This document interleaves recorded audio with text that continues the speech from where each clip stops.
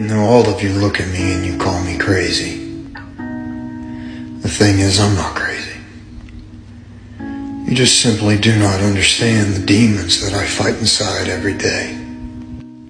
You'll never understand the anger and aggression that I feel deep down rooted inside.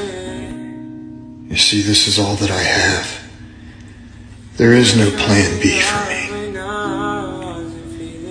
This is who I am and what I am. And I'd rather live every day the devil that I know that I am than the angel that you all pretend to be.